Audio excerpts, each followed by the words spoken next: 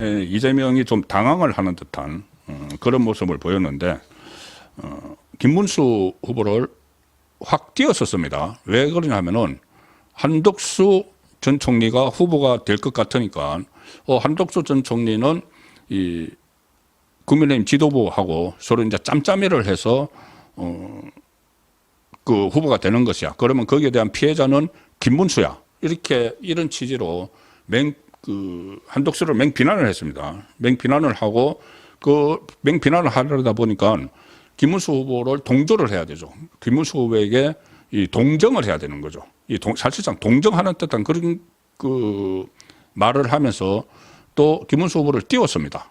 뭐 청렴한 사람이다 이렇게 막 띄웠는데 갑자기 김문수 후보로 바뀌어버리니까는 이것이 다시 이 김문수 후보를 또 공격을 하는 이런 상황이 됐는데 이것은 오히려 그런 분위기들도 좀 역용하는 역으로 활용을 해서 이재명의 급소를 치는 그런 전략도 하나하나 지금부터 다 마련해 나가야 되는 것이죠.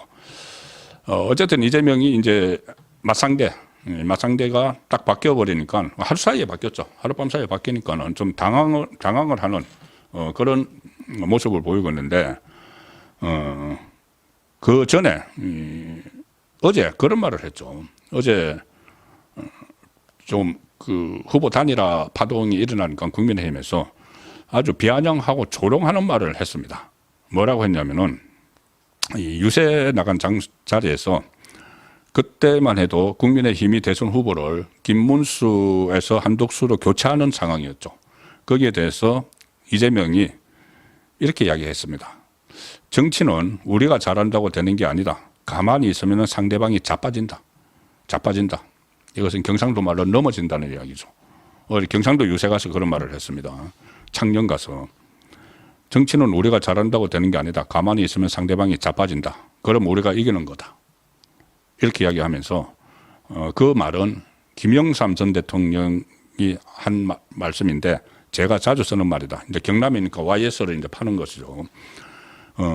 그리고 이재명 이렇게 이야기했습니다. 그 혼란한 상황이 이제 국민의힘에서 벌어지니까 정치는 이익을 노리고 막 움직이다 보면 반드시 걸려 자빠지게 돼 있다. 어느 집단 보니까 그 생각이 든다. 국민의힘 보니까 그 생각이 든다고 하면서 저는 아무 짓도 안 했다. 이재명 자기는 아무 짓도 안 했는데 그냥 지들이 자빠진다. 막 조롱을 하는 것이죠. 그리고 이 후보 교체 파동 때 이 지도부와 그 한덕수 쪽을 맹비난했던 홍준표에 대해서는 또 러브콜을 보냅니다. 이 창녕은 홍준표 전 대구시장의 고향이죠.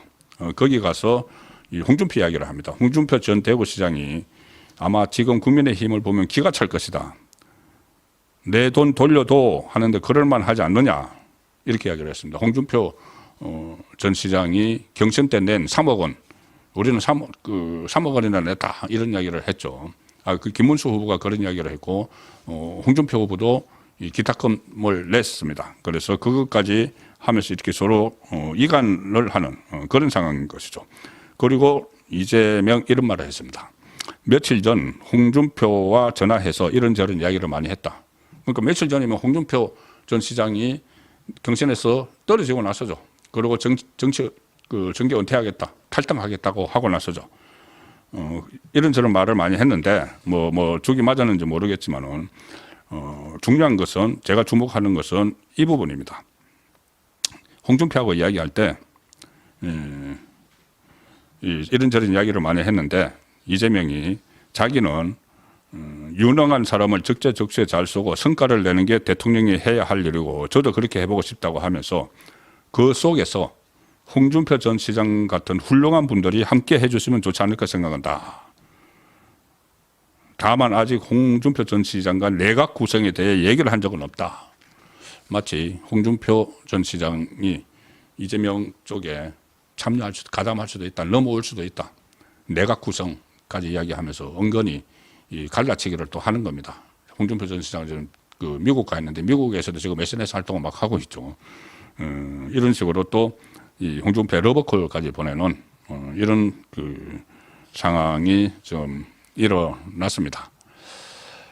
그런데 이렇게 마치 홍준표, 김문수에 대해서 그 홍준표를 통해서 김문수에 대해서 마치 동정하는 듯한 그쪽 처지를 안타까워하는 듯한 이런 모습을 보이고 국민의힘 저게 과연 정당이냐 이런 식의 조롱도 했습니다. 이런 말도 했습니다. 대선 후보 교체 사태가 일어났을 때 그게 무슨 정당이냐. 후보 교체는 친일 쿠데타다. 무슨 뭐 특정인을 위해 그 당이 법적으로 정당하게 뽑은 대선 후보를 정당하지 않은 이유로 새벽에 뒤집었다.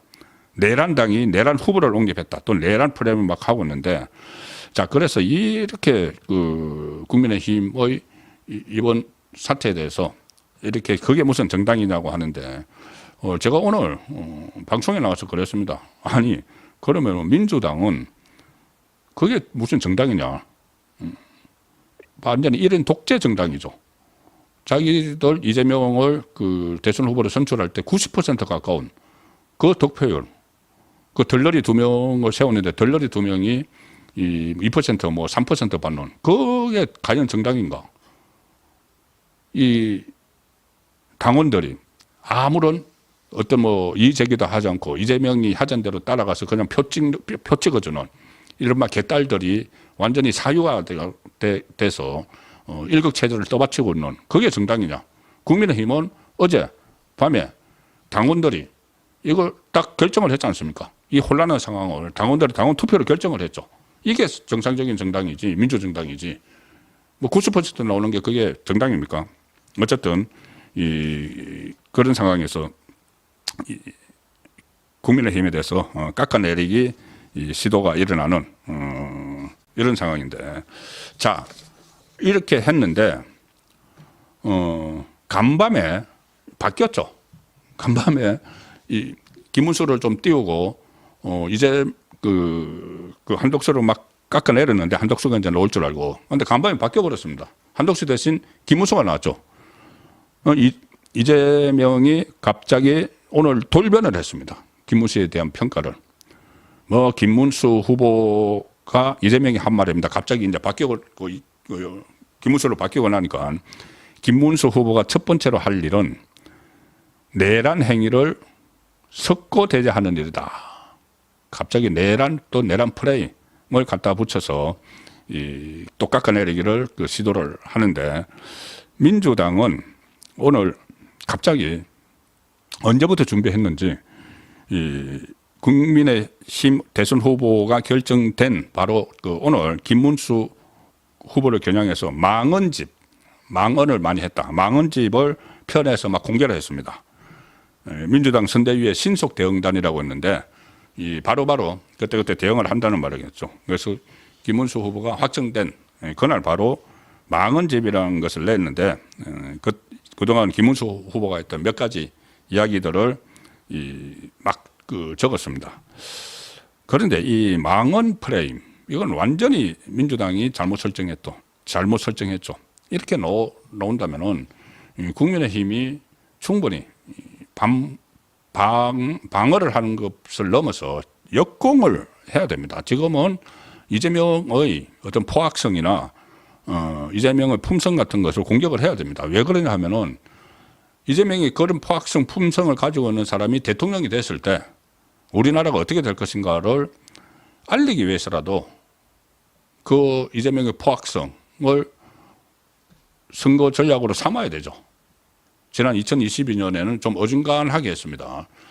이렇게, 그런데 뭐 김문수 후보에 대해서 망언집 이렇게까지 낸다면은 이재명의 망언, 그전에도 망언집을 하나 냈는데 그것보다는 더 심한 것, 형수에 대한 욕설, 친형에 대한 욕설과 강제 입원 시도, 포악성, 그런 것들, 그리고 거짓말.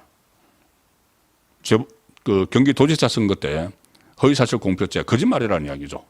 그걸로 대법원까지 가서 뭐 재판 거래 의혹에 의해서 파기환송 받은데 이번에 대선 때 또 거짓말 해가지고 지금 또 가 있죠. 그 대법원에 또 유죄 취지로 파기환송을 냈죠. 이제 거짓말하는 거, 폭언하는 거, 형과 형수한테 쌍욕하는 거, 이런 것도 김문수 후보의 말 가지고 망언이라고 한다면은 이것은 맞받아 치어서 몇 배로 더 역공을 할 수 있는 그런 상황도 좀 만들어 가야 된다고 봅니다. 지금은 그런 포악성 같은 것을 국민에게 알릴 필요가 있는 것이죠. 또 하나만 더 말씀드리죠. 갑자기 김문수를 띄우다가 갑자기 이제 돌변을 했는데 단일화 사태가 일어났을 때 김민석이 김문수 입장에 이제 동조를 하면서 김문수에 대해서 아주 극찬에 가까운 말을 했습니다. 기자회견까지 열어가지고 김문수 후보 그때 이제 곤란한 처지에 빠져 있을 때 김문수 후보에게 이런 말을 했습니다. 시대착오적인 거구이지만 일단 걸쳐놓고 청빈한 삶을 추구하면서 청빈한 삶을 추구하는 인물이다. 김문수는 이제 그때 김문수가 후보가 아니고 한덕수 후보가 이제 되는 걸로 거의 뭐 확정적이었다고 보고 한덕수를 공격하기 위해서 김문수를 띄우는 겁니다. 청빈한 삶을 추구했다. 김문수 후보는 20억 이상의 당비를 오랜 기간 꾸준히 내오다가 합법적 경선 절차를 거쳐서 선출된 후보인데 자기 당의 후보 교체 공작으로 억울하게 착살당한 상황에 같은 정치인으로서 깊은 안타까움과 유감을 뜻을 전한다. 이렇게 위로한다. 20억 이상의 당비를 오랜 기간 이거는 뭐냐면은 그동안 뭐 당의 경선에 출마할 때 기타금 낸 거 외에 그때 경기도지사 선거에서 처음 이겼을 때 그때 후원금이 많이 들어왔다고 합니다. 보통 그렇게 후원금이 들어오면 이것을 이재명 같으면은 편법으로 막 써버리고 하겠죠. 이재명 같은 스타일의 정치인이라면 그렇다는 이야기입니다. 그런데 김문수 후보는 그것을 그때 당 살림이 상당히 어려웠습니다. 뭐 천막 당사치고 이럴 때일 텐데 그걸 다 당에다가 기속을 시켜버렸죠. 그래서 이제 그거 20억 이상 이야기가 나오는 겁니다. 어쨌든 이렇게 청빈한 삶을 추구했다. 이렇게 평가를 하다가 그리고 후보 강탈 쿠데타의 희생자다. 이런 식으로 이야기하다가 자 하룻밤 사이에 바뀌었죠. 또 바뀌었습니다. 갑자기 본인들이 공격을 해야 됩니다. 청빈한 삶을 살았던 사람을 이제 공격을 해야 되죠. 그러니 김민석 완전히 또 태도를 바꿔서 오늘 또 기자회견 또 열어서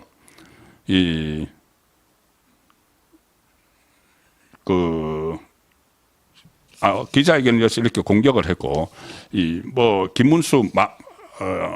김문수 망언집까지 이렇게 만들어내고 또 김문수에게 뭐 5가지인가 이렇게 공개 질문을 해서 일단 코너로 몰려고 하는 그러니까 하룻밤 사이에 완전 입장을 바꿔버렸습니다. 그 이재명도 그렇고 민주당도 그렇고 그래서 이런 상황이 좀 어떻게 크게 보면은 민주당에서는 초기 전략에 차질이 생긴 것이죠. 초기 전략에 한덕수 국민의힘 후보를 가상을 해서 이런저런 계획들을 세웠는데 딱 간밤에 이제 바뀌어버려서 좀 혼란스러워하는 그런 상황이 있습니다. 그래서 이런 부분에 대해서 좀 본격적으로 역전의 발판을 잡는 그런 전략도 필요한 것 같아서 지금 갑자기 국민의힘 후보가 바뀐 데 대한 이재명과 민주당의 반응을 소개를 드렸습니다. 자, 이제 김문수 후보 혼자서는 할 수 없겠죠. 혼자서 할 수 없고 본격적으로 치고 나가야 되는데 그러려면은 캠프가 주변이 어떻게 구성이 되는지 그것도 지금 한번 따져봐야 되고 통합 화합이 절대 필요하죠. 그동안 너무 분란이 많았기 때문에 그래서 이제 캠프를 대선 선대위를 어떻게 꾸릴 것인지 그것도 한번 살펴보겠습니다.